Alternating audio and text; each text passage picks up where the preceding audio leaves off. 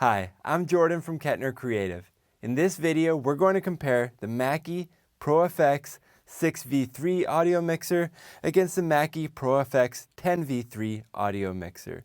If you're looking for current up-to-date pricing for either one of these audio mixers, we do have links down in the description below with current up-to-date pricing from a variety of online retailers to help make sure that you're getting the best price possible if you're looking to buy one of these, so please check that link out. Now, as we compare both of these audio mixers to one another, keep in mind that they're both a part of the ProFX and the version 3 of that ProFX line. The 6v3 has 6 channels and the 10v3 has 10 channels, but when we're comparing both of these, we can assume that the quality of preamps are the same, the XLR outputs are both balanced, the 1/4-inch outputs are both balanced, the USB outputs are very comparable. These are a part of the same line, so mostly we're comparing the size of the mixers and the features that you get within each. There's a lot of features on the 10v3 that you just don't get with the 6v3, and surprisingly the 6v3 actually has a couple options on it that the 10v3 doesn't, so we're going to walk through all of those. So maybe let's just start with the inputs on either audio mixer. So let's start at the top here. On channels 1 and 2, you can tell that they both get these 2 combi jack inputs. So you can plug an XLR microphone or a 1/4-inch instrument or line level source into either one of these inputs. So they're both very flexible that way. On the 10v3 here, you do get an optional insert. What you can do with an insert is you can connect a special insert cable into that jack there, and it basically takes the signal from the preamp and you can run it through an outboard piece of equipment like a compressor or an EQ or something like that, and you can bring it back into the channel strip. You don't get that option with the 6v3, that's only on the 10v3. Now aside from that, you do get this high Z button, so if you're connecting a 1/4-inch instrument level input, if you're connecting an electric guitar or electric bass guitar directly into the audio mixer, then you put that high Z input and it just basically scales the preamp in this input to be more appropriate for that source. Below that, on both channels here, the first 2 inputs both have a low cut that basically rolls off the low end of the microphone. This is extremely common for microphone recording for spoken word or in a live sound environment as well. Generally, any vocal mic will get that low cut button pressed on, just cleans it up. It basically takes your microphone out of the subwoofer if you're using one in a live sound event, or if you're doing a live stream or whatever and you don't want to be rumbling people's subwoofers with your vocal mic, that's a good way to eliminate that problem there. Next, like I said before, we do have identical preamps, so they do go up to 60 dB of gain for a mic level input and 40 dB of gain for an instrument or line level input, again, depending on whether or not you're using that high Z input button here at the top of the channel strip. Next, on the 10v3, but not on the 6v3, you do get a 1 knob compressor. So it's pretty cool. So like, as I said before, you can both connect an external compressor if you want to do that.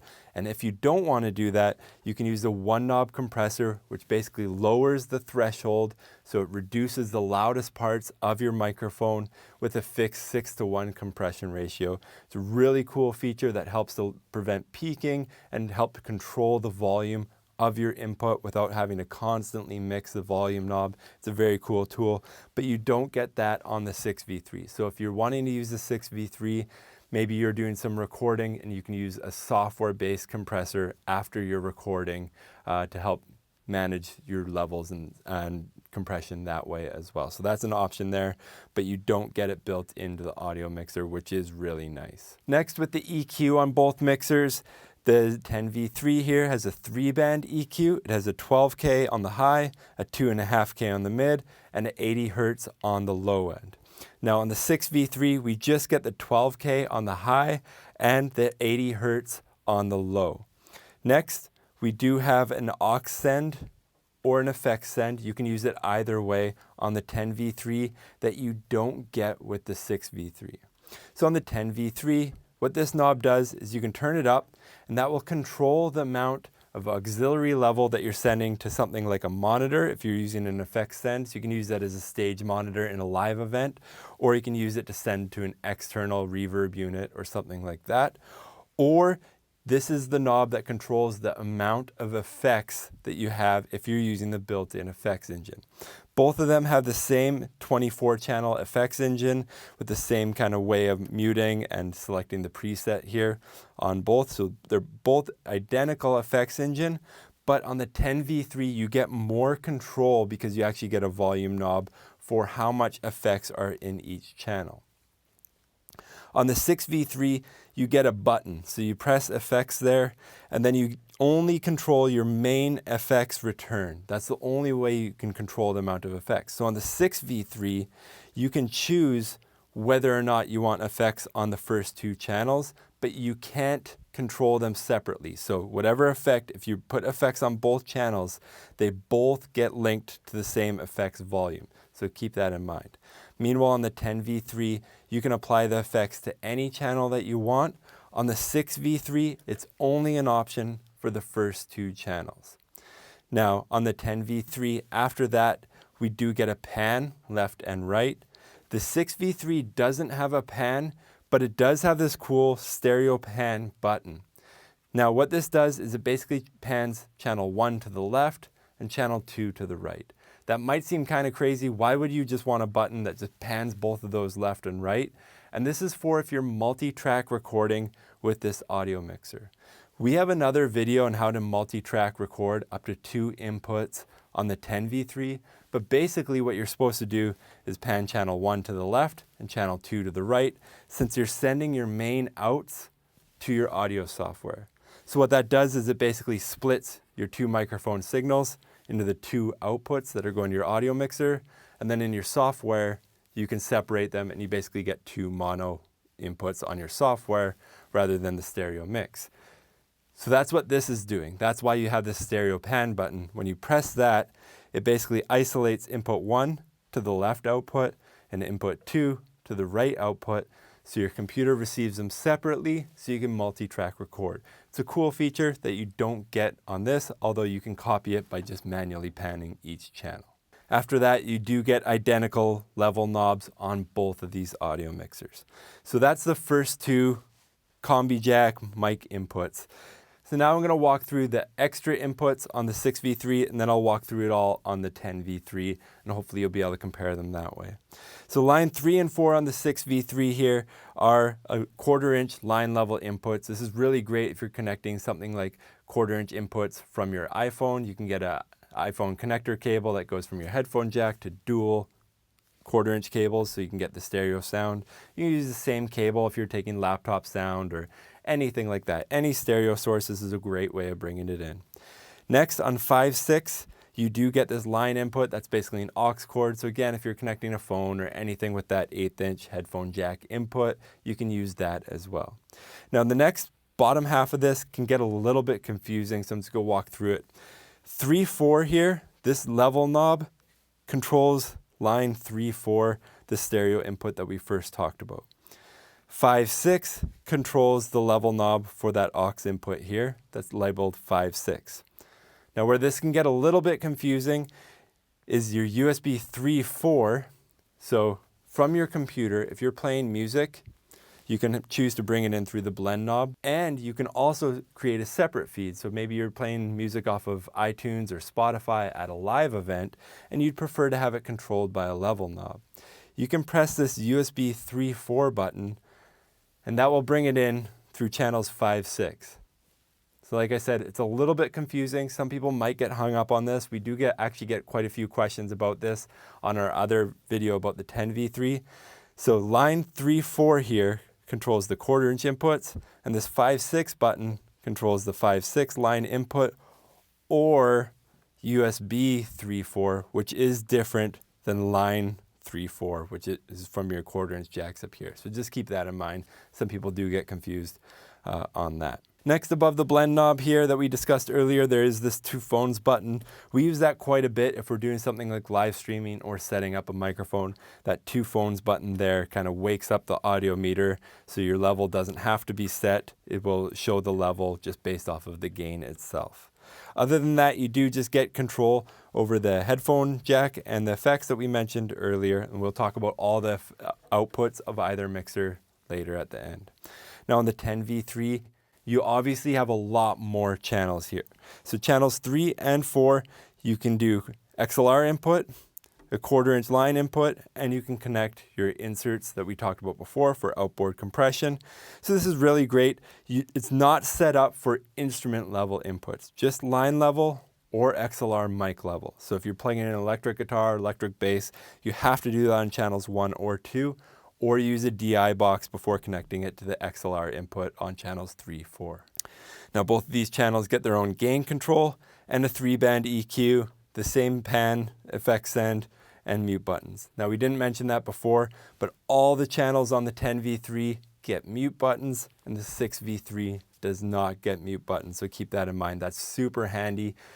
For example, if you're in a live event, you do your sound check, then you can just mute everything, and then you just unmute it, and your mix is ready to go.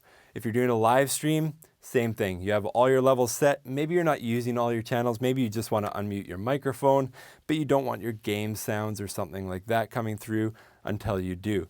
This makes sure that when you unmute, your level is automatically set to where it was before, and you don't have to turn it up and down. On the 6v3, you have to turn them down, and then to unmute it, you have to kind of remember where you were at. And that can be tricky sometimes, so those mute buttons are really important. If you have the desk space for a console like this, a lot of people will go for this just because of the mute buttons and how much they actually use them. Now next, as we move down the 10v3 here, line 5, 6, and 7, 8 are identical. You do get controls here, and each of them get a 3-band EQ. The line level inputs on the 6v3 don't get any level of EQ. So for me, I like having the EQ on the line level inputs. One, if I'm doing live sound at a wedding or a corporate event or something like that, sometimes you get caught and you're playing a video that somebody made. Maybe it's not the most high quality, but you need to do some EQ on the fly to make it sound good because the lows are out of control, or maybe there's no lows and you want to accentuate certain frequencies to make sure the audience can hear it. That's super important. But if you're just live streaming or doing some very basic tasks, maybe you're connecting a DJ controller to this audio mixer already, maybe you can EQ on that device and you don't need that functionality on the 6v3. I just really like it. Again, it really comes down to whether or not you have the budget for the larger audio mixer, or if you have the size on your desk where you're using this. After those 1/4-inch inputs here, we do have the same sort of line with the headphone jack here, the same as what's on the 6v3. And here the USB button is located closer to that jack, where you can control whether or not you're using the headphone jack input here, the 1/8-inch jack, or the USB 3.4 input, the same as what's available on the 6v3. Now, as I mentioned before, the effects engines are very similar. They're identical on either one, so we're not going to talk about that. We do have separate videos where we walk through all the effects built into the ProFX consoles. If you do want to hear a sample of that, we have links down in the description below. And again, both of them do have phantom power that you can turn on for your condenser microphones. That's super important for a lot of people who are using condenser microphones for choir mics, or in a home streaming setup. If you have like a Rode NT1 or AT2020, super popular microphones, they do need that 48 volts of phantom power.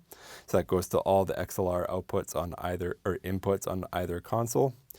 Now, in terms of outputs on both of these audio mixers, there is a level knob. That level knob does not control the USB output. The USB output on either audio mixer is just controlled from the gain and the level settings, so keep that in mind.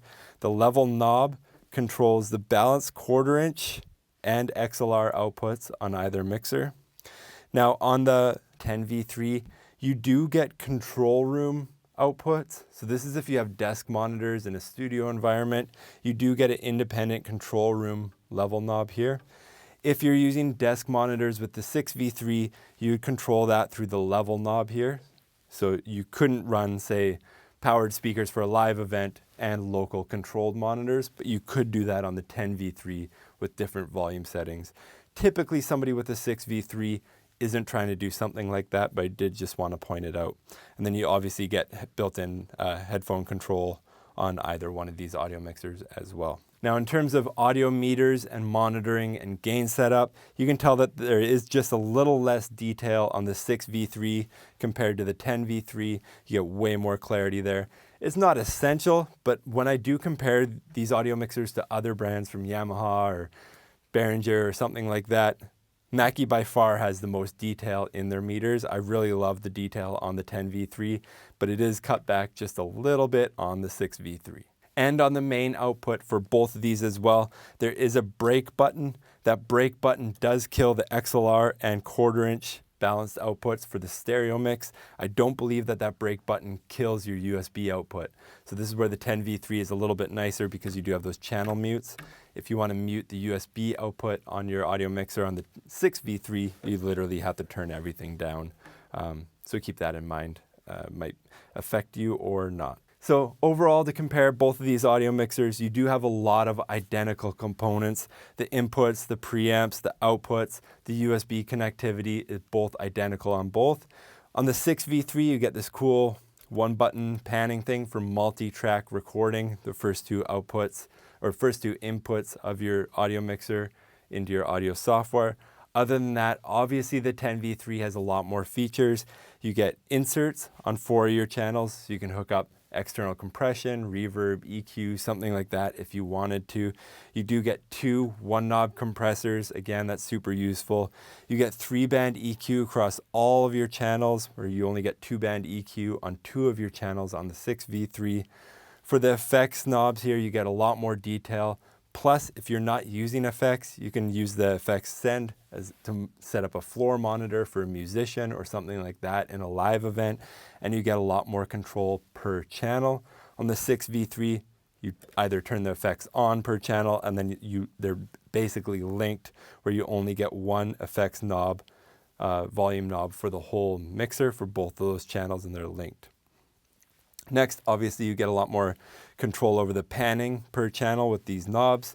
It's more control than just the one button that you get on the 6v3. Plus, you get mute buttons, which are super useful. To me, the 3 biggest things that I would say the 10v3 has that I would use all the time are the 3-band EQ, the mute buttons, and the inserts or one-knob compression. Either way, you get more tools to process your sound. So that's how I'd compare these two. Again, if you are looking for pricing or specs for anything that you see in this video, we have links down in the description below with current up-to-date pricing. If you have any questions about something that we didn't cover in this video, please leave your comment down in the comment section below. And again, if you do want to see more videos like this in the future, please like and subscribe. Thank you for watching.